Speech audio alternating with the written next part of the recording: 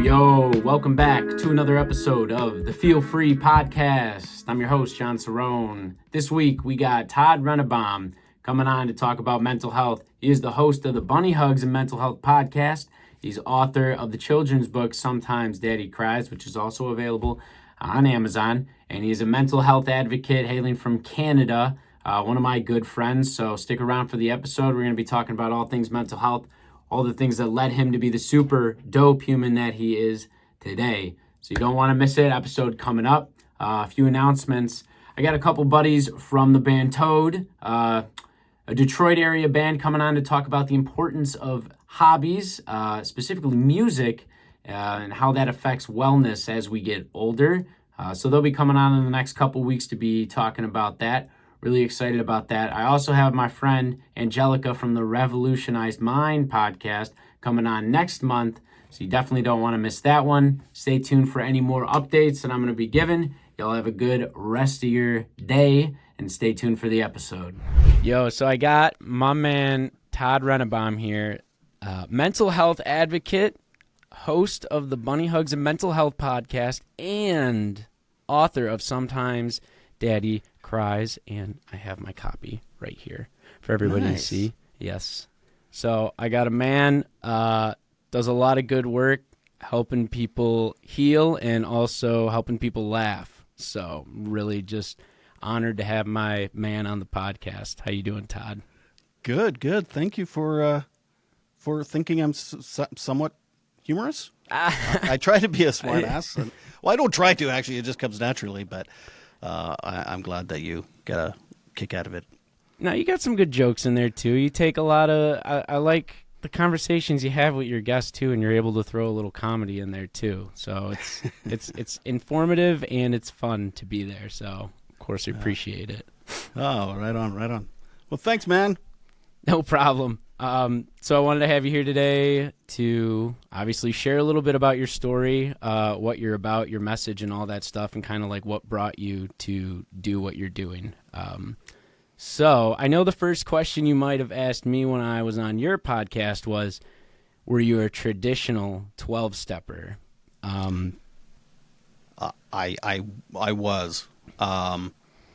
It took me a long time to find any kind of treatment or want to stop using, but once I did, yeah, I live in a very small town in the middle of nowhere, Canada, and so I didn't have much options but an AA group, which only met once a week, and to go through a treatment center that, you know, it's 12-step based, so yeah.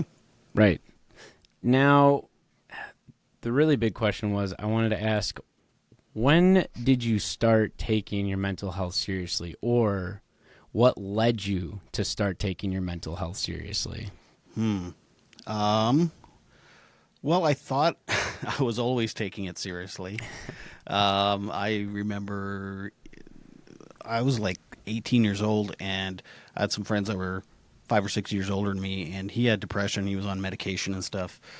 I'm 45 now, so that was like, 30 freaking years ago.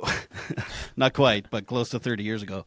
And he actually sat me down and explained what depression and anxiety was, because I had no idea what the hell was wrong with me. I just couldn't get out of bed some days, and I was constantly scared to do things, which was the anxiety, right? So then I actually saw a doctor then, and he basically didn't help me at all. So I thought I was doing something, proactive about it. And then I remember, like, my wife, when we first started dating, I remember sitting her down and trying to explain that I kind of had some bouts of depression and stuff. And so, like, just little things like that I thought was being very proactive, and probably was back then, like 25, 30 years ago, because I was talking about it. I wasn't just hiding it. Right. And then, let's see, it was probably another, it was probably 15 years ago.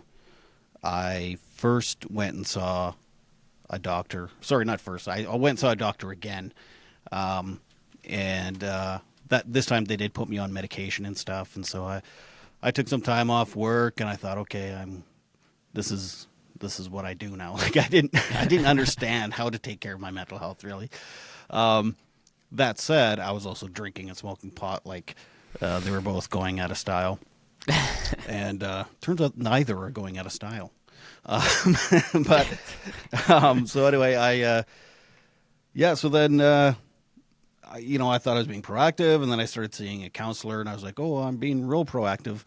But at the same time, I was also like, I was doing things that were outside my moral code, we'll say. So, I was hurting my wife. I was a bad father. I was a bad employee. I was a bad son.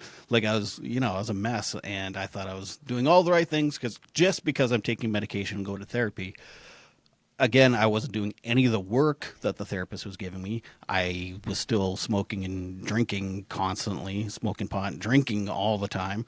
So, so it's kind of funny. And so in retrospect, I actually wasn't really doing anything in a way, right? Because I wasn't doing any of the work other than just going through the motions, really.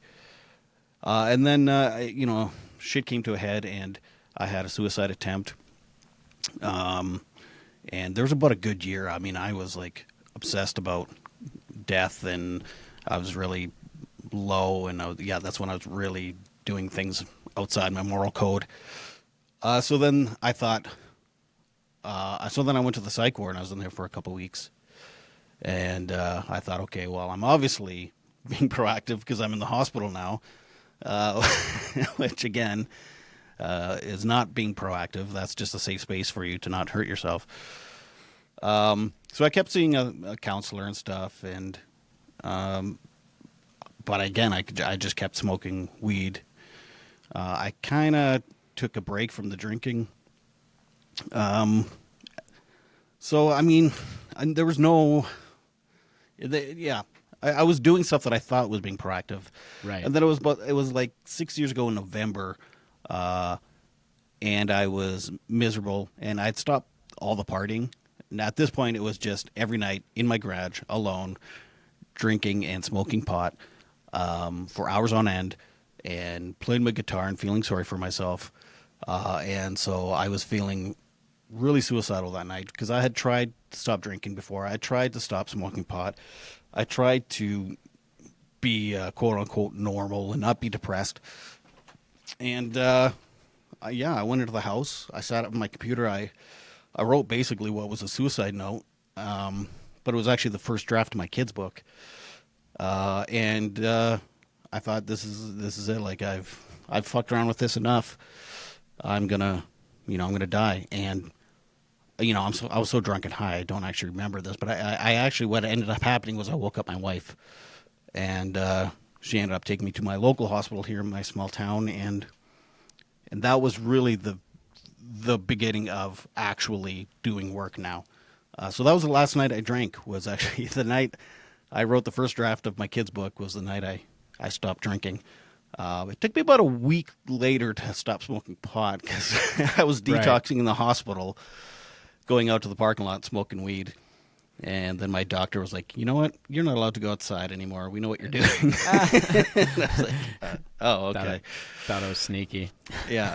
And then he was the one, it was actually my doctor, was a huge, like my family doctor, lots of people helped save my life, but he was kind of the first one that really like said, you have to go to treatment. You have to go to AA meetings. You have to start seeing a counselor and start doing the fucking work. And he really drilled it in my head. And at that point in my life, I was so sick and tired of living that way that it took a couple days of convincing, but because it was just so scary. Like, it's basically changing your whole life.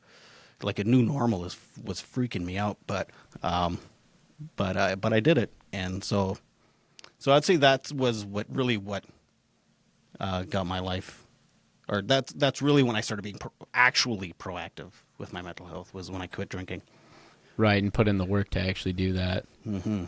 I don't know if that was a long, boring answer or not, but that's what it was. That was a perfectly length answer, honestly. I thought it was funny that you said that you smoked for a week while you were kind of getting off of the booze, because I actually did the same shit. So 'cause I couldn't get rid of it all at the same time, or I would have probably lost my marbles even further, you know? Yeah, it was harm reduction for a Right. week. Right.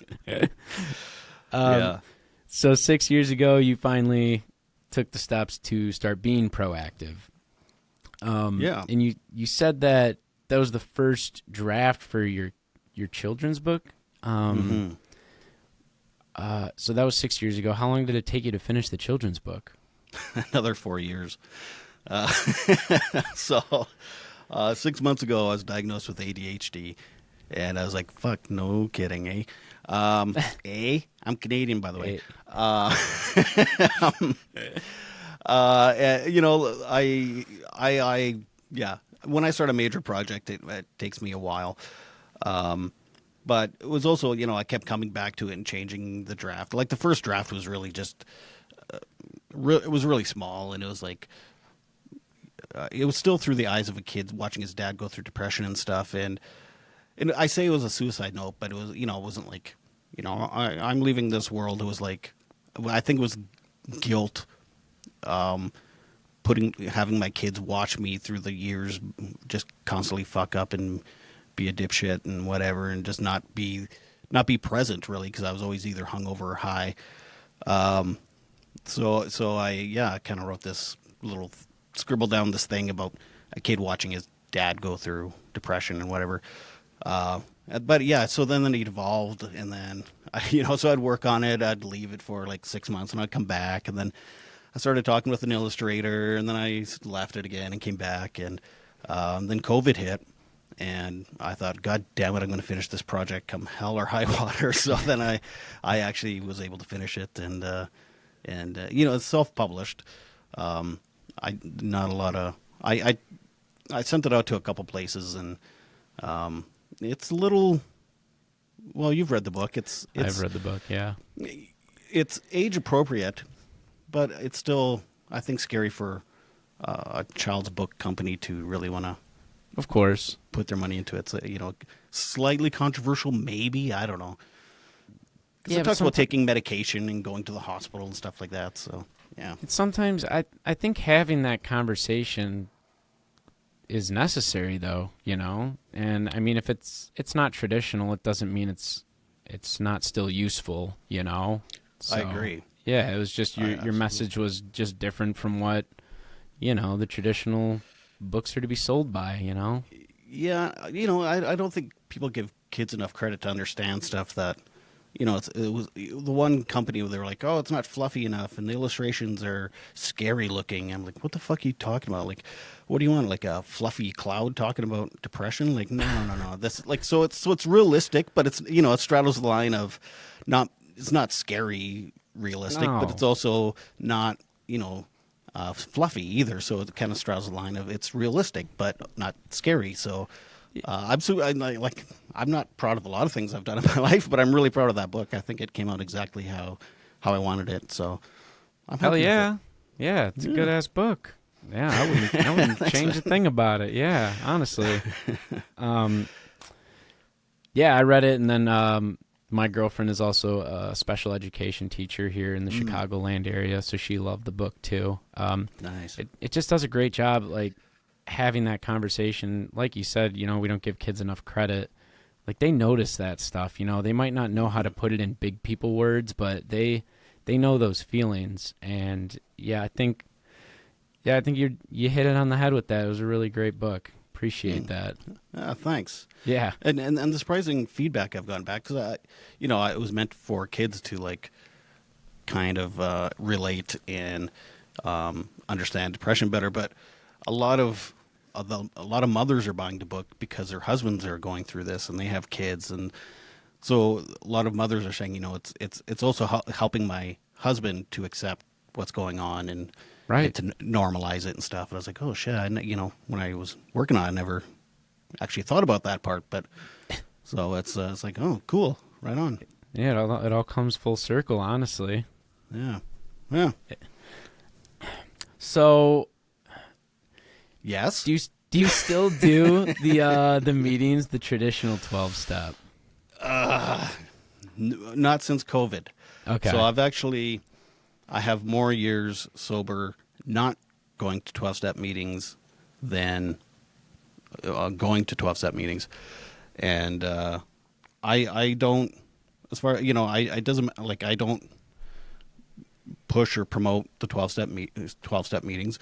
If you're into them, cool, but there's other ways to get and stay sober, and it's a spectrum. Some people need the meetings, need 5 a week. I needed them in early sobriety for sure, coming out of treatment and stuff.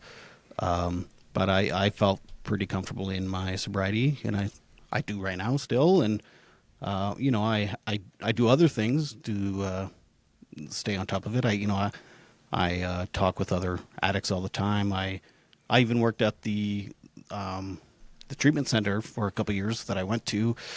I was still going to meetings then, but I made a lot of friends and stuff through there. So I keep in contact with people and stuff, and I did all the 12 steps, so I feel like I don't know what I'm trying to say, but You did the work, is what you're trying to say.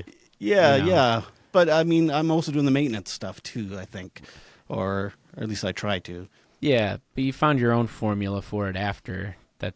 It's not totally the 12 step. It's like your own 12 steps. Yeah, that's right. And actually, even getting the ADHD diagnosis has been huge.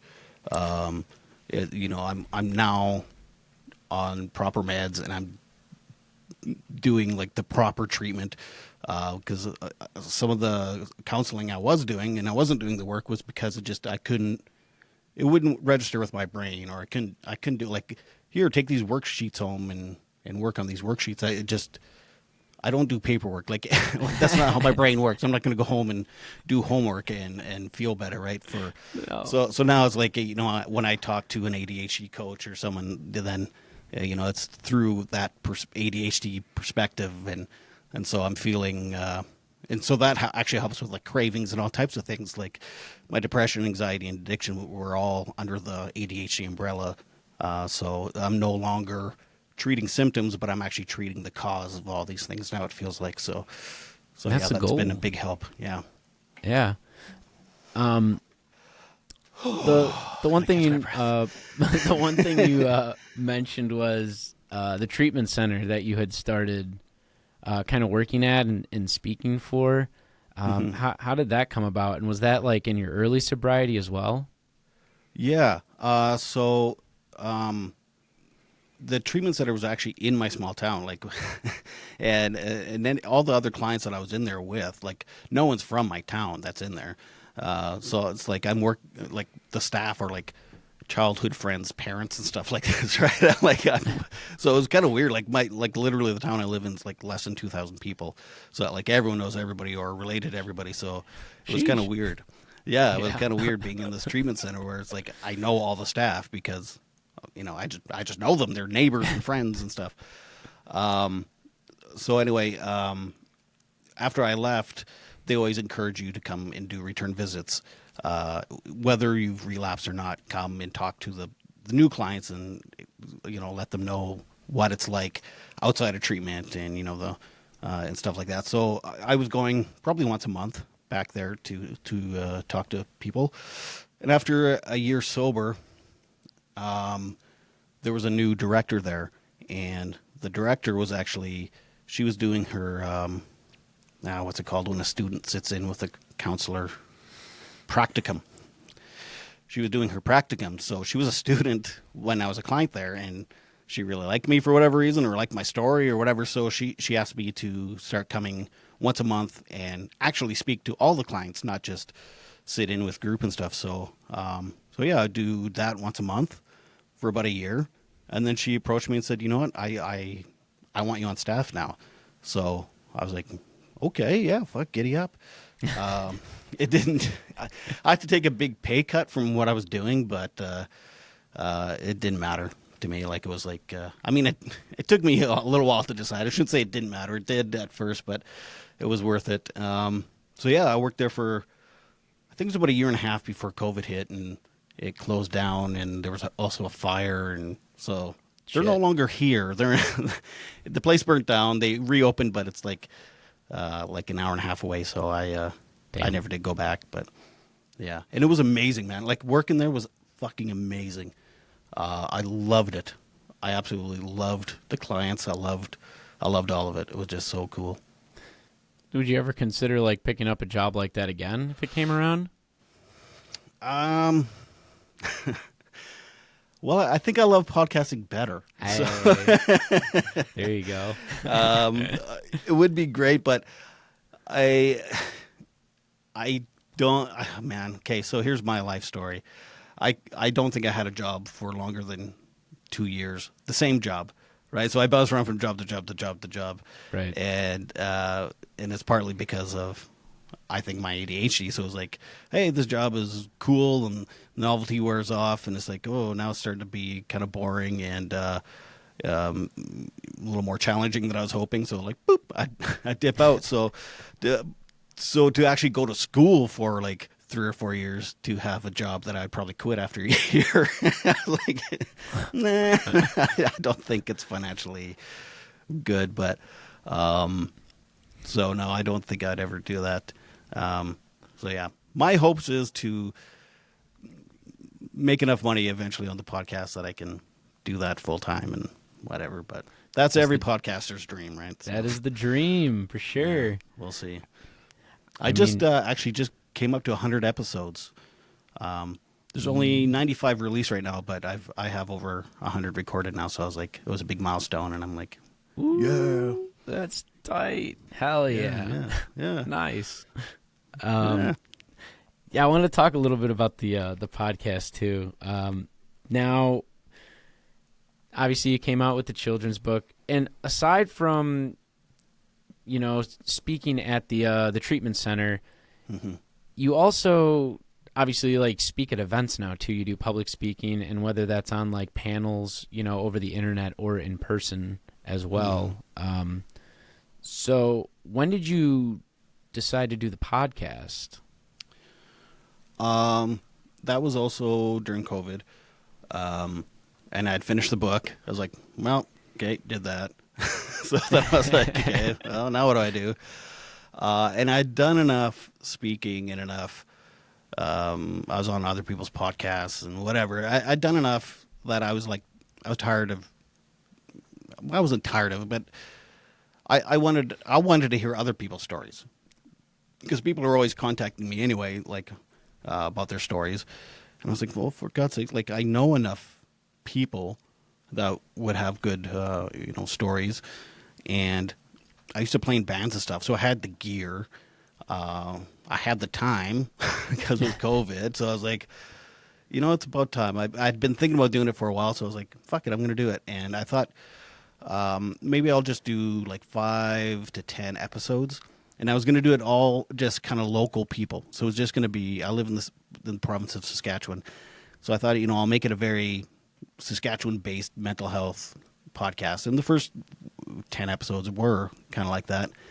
But I fucking liked it so much. I was like, fuck this. I want to talk to everybody now. So it just kept going and going and going. So 2 years later, over 2 years later now, and 100 episodes, I'm still loving it. So I don't know. I think maybe I found something that is, it gives me enough purpose and gives me enough dopamine, both of them, that it keeps it new all the time. So I think I found what I want to do. Yeah. Yeah, I mean, you got some pretty big name people coming on your podcast too, and it's interesting because you don't do just like a general wellness. You have like people who come on that are also coaches or like treat it like professionals. Then you have people who are going through it, whether it's neurodivergent people or trauma victims or anything. Like, you pretty much bring in everybody on the podcast. And yeah, the stories are literally every end of the spectrum. So it's you're always going to find something that you can relate to if you go into your catalog, which is awesome. Yeah. Yeah, and that's part of the dopamine hit. I think it's like it's different every time. Yeah, if I just focus on one, whether it's just depression or schizophrenia or whatever, like or addiction, whatever, I think I wouldn't keep doing it. But I like that mental health is so vague. Like Right. I can talk, basically I can talk to anyone I feel like talking to, and I can put a mental health twist on it somehow, or they can, or whatever. Not that it's that vague, but I do. Yeah, I want to mix it up a lot. So yeah, lately and sometimes you'll see I kind of go through phases too, where it's like I for a while there were stand-up comedians. Like I'd had like 3 or 4 stand-up comedians in a clump of like 8 episodes, and it was like, oh god, okay, and then something, then I get hooked onto something else, and then I get hooked onto something else. So anyway, right now I've been talking a lot about men's mental health, but I'm also kind of doing Instagram lives too, so that I don't saturate the podcast with all the same kind of content. Right. So I kind of spread it all over the place too. So yeah, I've been kind of involved in some of those kind of discussions and had people on the podcast talking about that stuff, because it's a thing.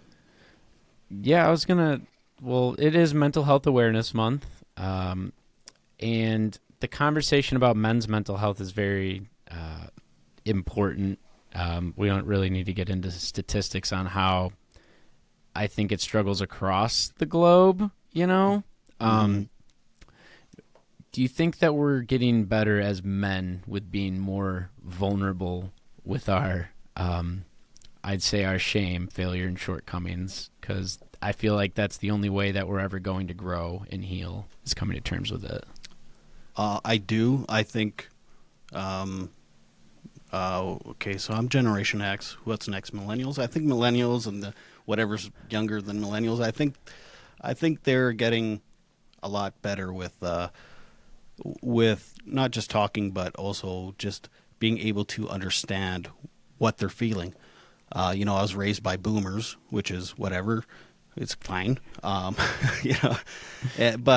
there's also, I call it the, no, well, I don't call it. It's called the Maslow's hierarchy of needs, Mm-hmm. So,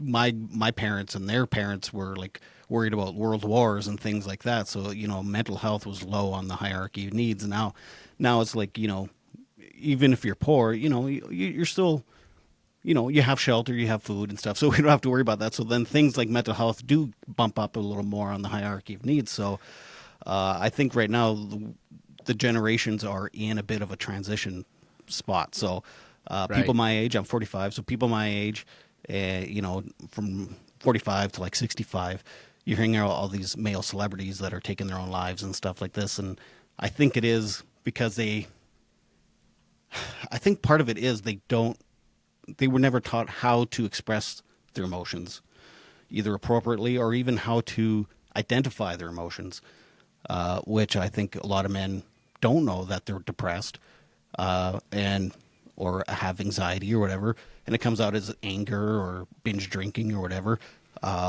being aggressive and frustrated and yelling at the kids and stuff. So I think the younger generations are getting better at identifying their emotions and being more self-aware of what's going on and why they're feeling things. So yeah, I do think it's getting better, but my generation seems to be struggling right now a bit. Yeah, I think we still have like a long way to go, obviously, in the conversation. I'm part of the millennial generation, and it used to be, even if like people found out like in grade school or high school that you went to therapy, people still looked at you differently, including myself. But I honestly think it's necessary. I was even just talking to my therapist last week, and he said we should use therapy as like how many times you go to the dentist or you go to get a checkup at the doctor, once a year, just to check how everything's doing. He says, I think it should be more common for people to do the same thing with like a therapist, Yeah. Be proactive, not reactive. It's like now that you're in the throes of suicidal thoughts and stuff, like just go get the oil changed once in a while, and then you won't have seized pistons. Is that a thing? I don't know what the fuck I'm talking about, but you know what I mean. It's more like a maintenance thing than it is a triage thing. Of course, and everyone said, like, how with mental health, you were thinking you were doing the work back in the day, and I thought I was doing the same shit. I'm going to be honest, because I started going to therapy at the age of 16, and once I started, we come into that teenage age and we start distrusting the world, and the only thing I trusted was, the booze or the weed and my group of friends, and unfortunately all of those sources aren't really going to give you very healthy answers to what you're going through. So I think coming to terms with going to get an unbiased opinion about something, it's like, yeah, you can talk to your friends about the shit you're going through, but like there are literally people who are trained to like help you through things, and it was tough. I started changing at the age of 26. I told myself I'm wrong and I need help I'm wrong for what I've been doing to myself, right? So I admitted that, and at that moment I was able to change, because I admitted that. Mm-hmm. And it's nice because more people are doing that here in the millennial and Gen Z generation, obviously. Yeah. And I think it is because, people are more aware now that, oh shit, this is pretty important. like trying to identify what emotion you're going through and why you're going through it is important. And I remember being in treatment, and they said, you have to start feeling your feelings. I was like, it made no sense to me. Like, I do feel my feelings. Like, I'm fucking miserable all the fucking time. But once I got sober, then and they gave us a sheet of paper with like this emotion wheel thing. So it's like a wheel, and then, this closer to the wheel, it's, so like the outside of the wheel is like happy, sad, whatever. But then you go under happy, and it breaks down all the different kinds of happy emotion words and stuff. And it's like, oh, yeah, okay. So anyway, every group session, our counselor would say, so how are you feeling? And of course, all the dudes would be like, good. And she's like, no, French fries are good. That was her big joke. French fries are good. How are you feeling? And we'd be like, okay, fucking, Diet Pop's okay. What the fuck are you feeling? Like, it was old school, man. This treatment center was old school. Like, counselors swearing at you and stuff. So then you'd be like, oh, I feel, I feel kind of scared, actually, because I have to share my work today. Okay, that's a feeling. So I was like, and so then, I start to get is like, oh, feel your feelings. Don't just be like fucking, like, people talk about putting labels on things and like, oh, why do we have to put a label on everything? Because it fucking helps you identify what the fuck what's happening. So, Right. Put a label on your emotion, because then you know what the fuck you're feeling. Exactly. Don't just drink it away or, work fucking 20 hours a day, 7 days a week to avoid what you're feeling because you don't understand it. Like, stop and identify what the fuck you're feeling. Yeah, and if you can't identify it, then you get somebody to help you identify it. Yeah, that's right. Shit, like, why are we so proud? It's unreal. God. Yeah. I don't know if I was proud. I think I was scared. I was like, oh, someone's going to figure me out, and I don't want to know what it is. I think I know what it is, and I don't want someone else to tell me what it is. I don't want to hear it out loud. I just want to keep it in my head. Yeah, that makes it real. Fuck. Oh, man. But yeah, being in treatment, like, I was having like thoughts, and like the counselors and like, fuck, they went through so many clients over the years, because the place had been open like 40 years or something. And like, I thought, I was like, oh, but I'm a special case because I feel this way. And then like, they would just talk like, I wasn't a fucking special case. I was textbook, man. I was like, oh shit. Oh, which was like embarrassing at first. Was like, oh, here I thought I was special, but they've been dealing with people just like me for 40 years. And then so I went from like feeling stupid to feeling, not alone. And like, okay, so maybe this program will work because all these other people felt the same way I did. And now, I'm here. And if I just, surrender and work the program, like they say, maybe I can get through this. Yeah. And so far I have. Yeah. I mean, 6 years and counting, that's like hell of an accomplishment. So I'm right behind you. I got 4. I'm coming up on you. Don't get me wrong. I have thoughts all the time like, I could probably smoke weed again. That'd be fine. I got the same thing, man. Then, I play the tape all the way through, and it's like, but then I'll be high all the fucking time again. Right. And, yeah. And I've run that tape just as many times, and I've actually, my therapist even, one of my therapists had talked to me about it. He goes, all right, let's entertain this for a second. Let's say you do it, okay? and maybe you have it under control for the first like 6 months. Maybe it's like, this is just a once a month thing or whatever, and then something happens. Maybe you lose somebody. Well, now you throw the drinking into it. And then he goes, do you really want me to tell you how the next year after this is going to go? And I'm like, no. Because I know it's gonna be miserable. He goes, all right, so we don't need to have this conversation. Yeah. I actually had the last guest I had on my podcast was a rapper from Detroit. His name is Muncie. He's also 4 years sober, and he works the program. He goes to meetings and stuff. So we chat a lot about those thoughts that we have, like, oh, maybe I could do this or that. But then it's like, after all the good things that have happened in my life are changing, and then you weigh that against this short-term pleasure, it's like, it's not even worth it anymore. I'm like, shit, my life's so much better now that I don't have all that crap, Mm-hmm. Yeah, man. I know how I am, and like I said, it would take 6 months, and I'd be in my garage every night again, strumming my guitar, feeling sorry for myself. Right. Yeah. Yeah, but it's funny when I'd also romanticize it when I was in there doing that too. It's like, man, if I just died alone on the beach with my guitar, man, that's the way to go, man. That's a life, man. And then, you get sober and you're like, no! What the fuck? Like, why this was I is the thinking life. that? Like, why would I romanticize it? You're justifying it and, yeah. But yeah. But don't get me wrong, I would love to fucking smoke a big fat fucking bowl of weed right now. Right? Yeah. I wouldn't mind it as well, but at the cost, it's not worth it. Not to mention, like, now I'm starting to think about, like, you said it too. You had a lot of people that helped you through everything, and it's like they believed in you to be who you are right now. They've always believed that. And I have the same thing in my life. And then I'm like thinking about like that bowl of weed, and then I think about all the people who have stuck with me my whole life and who are behind me every step of the way. And I'm like, man, I ain't gonna fuck this up, Yeah. Like everyone's like had such good intentions for me. Like, damn, I can get sentimental.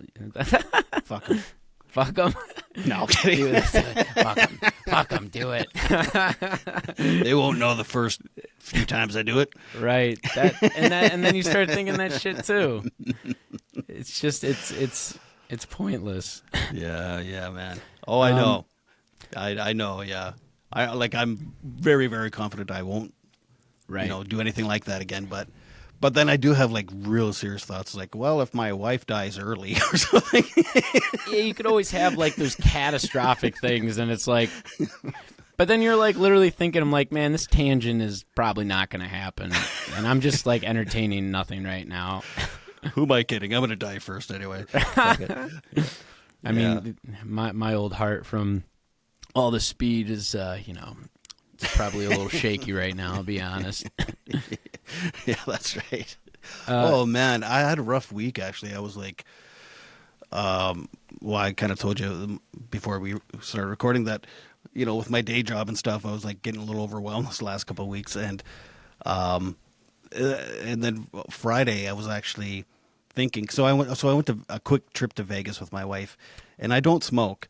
But when I'm in the States, I'll buy, or even when I'm anywhere on holiday, I'll buy a pack of cigarettes, and that's like that's kind of like my thing. It's like, I don't drink, I don't smoke pot, so I'll have the occasional cigarette when I'm on holiday, especially when I'm in the States, because you can't get flavored cigarettes in Canada, so I got some Camel Crushes. Ooh. Yeah, I was like, menthol, yummy. I'm smoking medicine. So anyway, I realized like, oh shit, I've been smoking these cigarettes for the last 2 weeks. It was only one pack, and I'm also on. I started Concerta for the ADHD, and it's like I think part of my fucking dealio, my mood, was my fucking blood pressure was up because I'm smoking cigarettes. There is a bit of stress from work, but I'm also on Concerta. So it's like, fuck, I think it was all my own doing.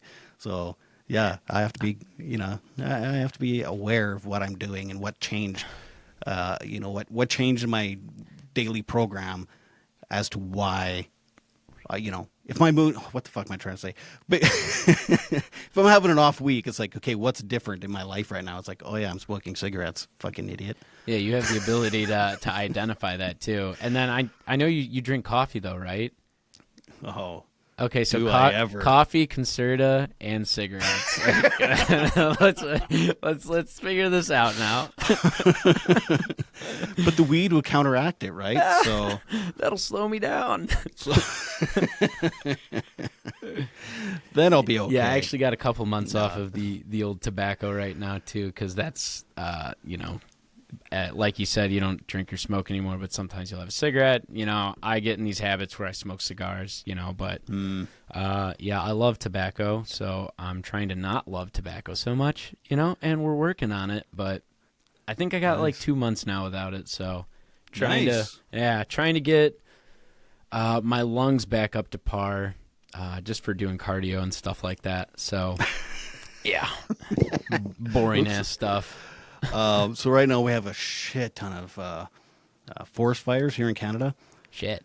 And like the other day, it was like you couldn't even see down the block from all the fire or all the smoke coming in. And I remember thinking, oh God, that's terrible. That's not going to be healthy. As I'm smoking one of my cigarettes in my car with the windows up. I'm like, what the fuck am I doing? But it was only one pack. I have 2 left. I buy about 2 packs a year, literally. So, but at the same time, that's one thing I never got hooked on. But at the same time, that's no wonder I was having an off week. Figured it out, right? Yeah. I'm still going to have those last 2 cigarettes, though. Oh, hell yeah. Hell yeah. Throw those out. What the hell? You paid for those. They're menthol, for fuck's sakes. Yeah. I smoked menthol until I was like 19, because they mixed very well with speed. So, yeah, is what I thought, and then I moved to non-menthol for probably like 9 years. Yeah. Huh. So, I wonder what menthol and weed. Menthol and weed? Spliffs when you like you mix mean it up. Yeah. If you put it in a Camel Crush thing. I don't know terrible. about that. No way. That's gross.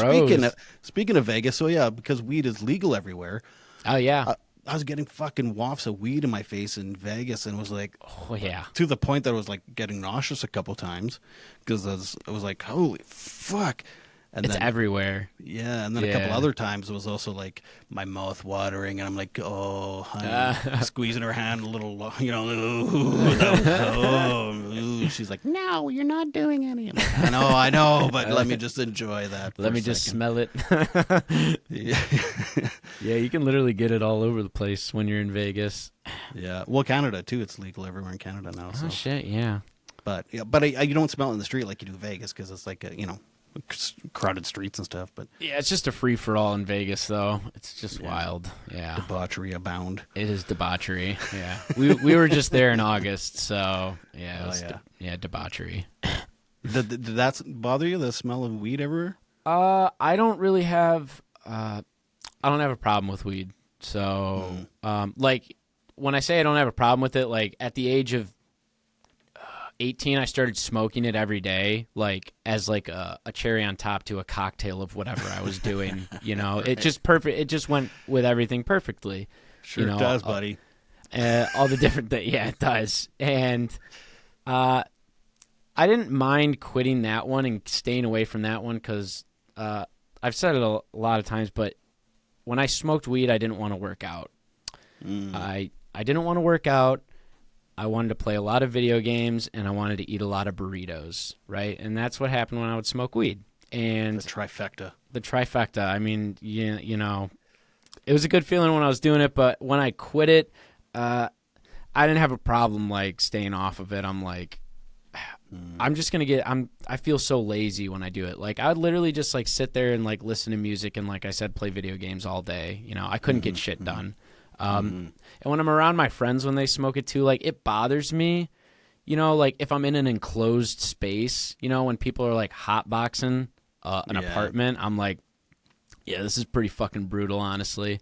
But no, I don't like smell it and think I got to do it. It's the drinking. The drinking irks me. That one I think about a little bit. I think about more than the weed for sure. So when I see people,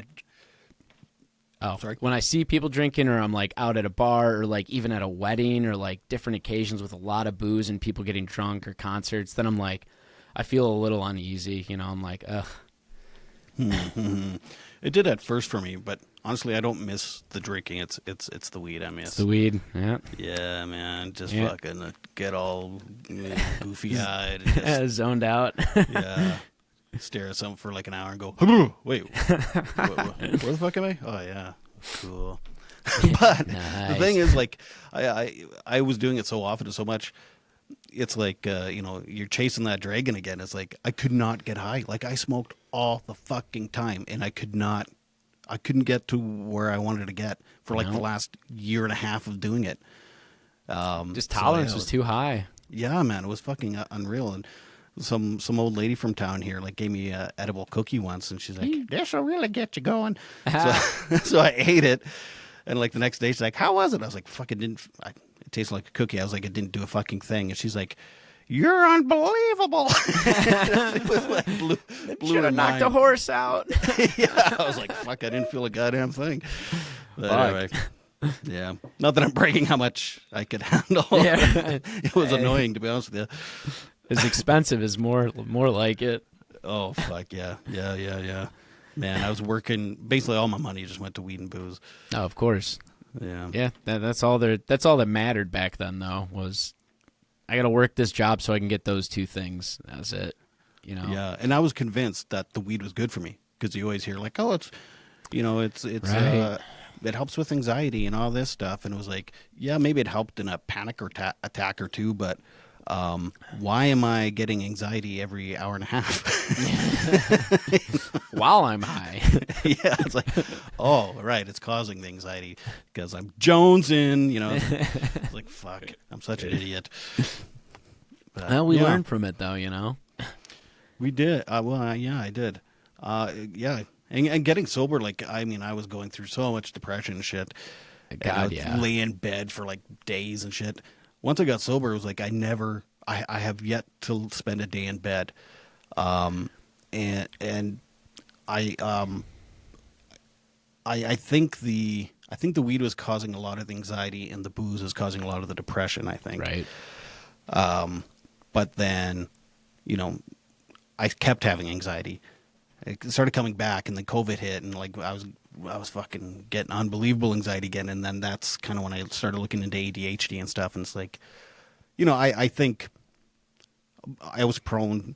So on my dad's side it's ADHD, and on my mom's side it's just like chronic anxiety. So, anyway, Anyway, I don't know why I brought that up. Oh no, you're good. I mean, I thought you were still going. I probably had a point. I just forgot it. It's all good. Yeah, I had a point too, but I lost it. You know, I haven't gotten tested for ADHD, but my mind bounces around like a fucking pinball machine usually. Yeah, especially when I get into a good conversation with somebody like this. It's like I get excited and I talk, and it's like, and then I never want to say, yeah. It's fucked And then up. we're like, where did we go again? I don't know. So sometimes the inner stoner in me comes out, and I just go, what? And that's the rest of it. We would have so much fun together if we smoked pot, man. Let's do it. Let's go. Let's go. You want me to I'm fly kidding, up there?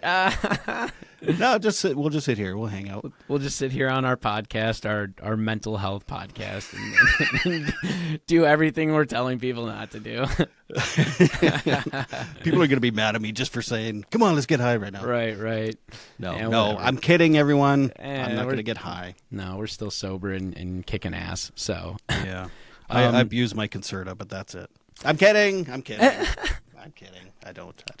yeah, I took that once. I stuck to Adderall, which was a different form of that. I didn't like the Concerta too much. It wasn't. It's time released, so you can't just pound it. Yeah, it wasn't speedy enough, which was the thing. 'Cause, like, the Adderall is literally like 10 cups of coffee at once. You know, like Adderall's got a really cracked out feeling to it. You know, and the Concerta was just kind of mellow. You know, but it just wasn't good enough for 19-year-old John, apparently. So, Were you ever into psychedelics? yes, everything. I know you told me, but Yeah, before the first time I got sober, I had 2 stints in rehab. First was an outpatient program for 2 weeks, and then the second time was an inpatient program. The first time I was going through rehab, it was weed with a concoction of rave culture drugs and speed. So it was right. you know, and back in the day there was something called the Silk Road, which was the dark web, right? The hidden internet. And you could order literally different tryptamines, different mescaline derivatives off of this, you know, just all these different crazy number chemistry combinations of all this other crazy shit. And we were just getting a plethora of them. So I was just... you say? A plethora. It was, you know, it was a list, probably over at least 10 different like chemicals and experiences and stuff. So I was really heavy into the psychedelics, and while I was mixing it with ecstasy and Adderall. So that was like my baseline for an entire year and a half, which led to my psychosis and my first going through rehab. So right. Yeah. The second time around dealing with my addiction was all alcohol and cocaine. And I had completely stopped the tryptamines at that point because I was just like, I don't need to rattle my perception anymore like that, you know? But so the psychosis scared you a bit? Yes. And I definitely had some PTSD from my own psychosis, actually. So, yeah, the psychedelics really got me for sure. Yeah. So, yeah, I did shrooms occasionally, which were, okay. You know, I'm not going to lie, a blast. Right. But, again, also, I was on SSRIs for a long time. Sheesh. And I did Google it before I started doing them again, but the SSRIs I'm on, it actually kind of, you don't get quite the intense high, I guess, right, when you're on it, and some are actually really dangerous to be on and do shrooms. So those would cause seizures, actually. Yeah. The SSRIs, because they were they're serotonin inhibitors or something. Yeah, and there's some studies about shrooms mixing with that, but shrooms cause seizures all the time, so you just have to be really careful with that shit, you know? Yeah, I can imagine.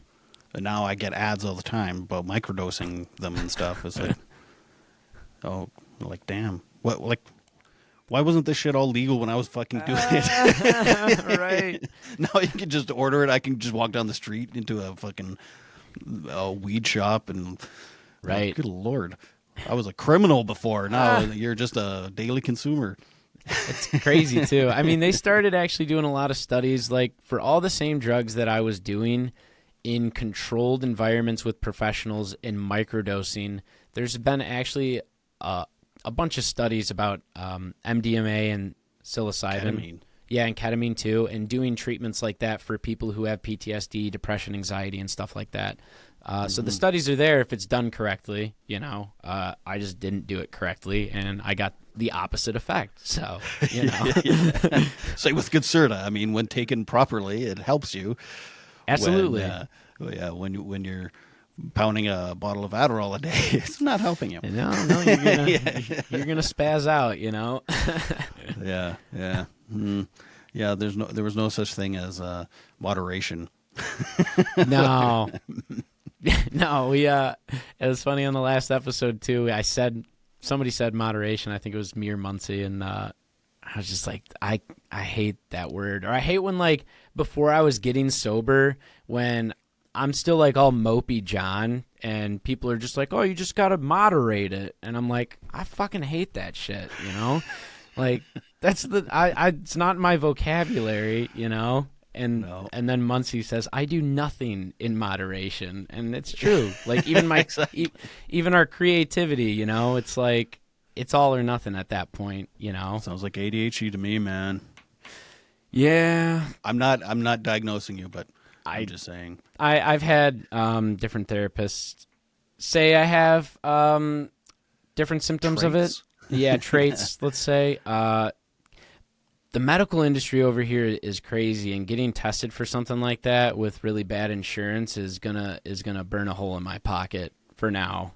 So Yeah, man. yeah, so I'm gonna wait a little bit to do something like that, but it's definitely in the works. So it is Mental Health Awareness Month. We have now given the listeners good backstory on everything you've been through, all the good things you're doing, and then we gave a lot of good perspectives on what we think of, our stories, addiction, and all that stuff. Do you have any tips, tricks, or insights that you could possibly give to people who are listening that are just either struggling or going through something or need some help? I think so. I kind of forgot we were recording this on it. People might be listening. I kind of got into the... That was a conversation, right? Yeah. Yeah, I once in a while on my Instagram, Bunny Hugs Podcast, I do kind of make memes, and I mean some of the memes I make. When I say memes, I mean like the words of wisdom kind of memes. Right. Most of them are just reworded other ones. I think none of them are really. They're clever. Yeah, they're okay. But some of my favorite things, or the things I tell a lot of people are. So I kind of touched on this earlier, that I wasn't doing the work. If nothing and no one is going to heal you or cure you. You can go on meds, and you can have a therapist or a counselor or whatever, and that stuff will support you through your healing journey. But you got to do the fucking work, and if you don't do the work, I mean, you're just gonna just do like I did and just keep spinning your wheels for a couple of years until something tragic does happen. And it's scary. It's scary to actually bite the bullet and do the work. It basically took me my wife threatening to kick me out of the house, and my doctor saying, you're going to die probably if you keep doing this.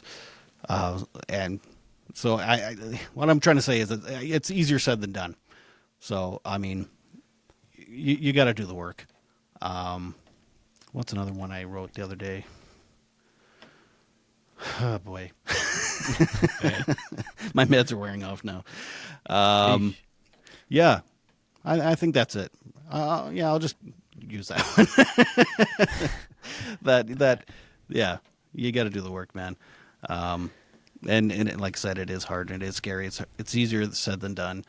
I needed to go to treatment because it basically locked me in there for 30 days, and it was like boot camp to do the work, right? Right. I needed that. I going once a week to see a therapist wasn't good doing it. I had to sit 8 hours a day, fucking 7 days a week, and otherwise I was never going to do the work. So, right. Yeah. So I'm glad I did it. There you go. I think that's something that everybody needs to hear. I mean, even people who aren't going through full blown, just addiction and stuff like that. Like a lot of my listeners, it's just maybe some people who have little spurts of feeling uneasy in this world. And when they listen to stories like yours or mine, I'd like to think that we give people a lot of hope that it is possible to change their life for the better, Mm-hmm. And it all does start with doing the work, like you said. And you know, like he said, it's gonna suck. You got to be vulnerable though, and you got to be ready. If you want to make your life better, you got to fucking put in the work, you know. Yeah, and it is work. I mean, it was work. It was uncomfortable, but uncomfortable means if you're not uncomfortable, you're not growing, right? That old saying. So if you're just sitting there quite comfortable in your misery, then yeah, you're not. Nothing's going to happen. You're not going to grow. So yeah, you have to really, really push yourself to get uncomfortable and work hard. And it sucks, and it's so rewarding. It is rewarding. I think it's contagious too, because then you start affecting other people in a positive way. So beautiful thing. Appreciate you coming by, chatting with me. I love you, John. I love you too, man. Hell yeah. Appreciate you coming on to the Feel Free podcast. Do my man a favor, give him a like, give him a share, tell people about him. Listen to the Bunny Hugs and Mental Health podcast. You can find it on Apple Podcasts. I'm pretty sure you can find it on all major platforms too, whatever you fancy, but definitely get on that because it's a good-ass podcast. Thanks, man. Yay. And buy my fucking book. Yeah, buy his book too, because it's on Amazon. I'll be dropping links. Buy my fucking kid's book. Yay! I'm going to hold it up one more time. Holler. Holla. Support my man, though. I appreciate you coming out. And, he's got one too. Shit. But yeah, appreciate everything. You guys have a good start to your week or weekend or good night, and we'll see you next time. Peace.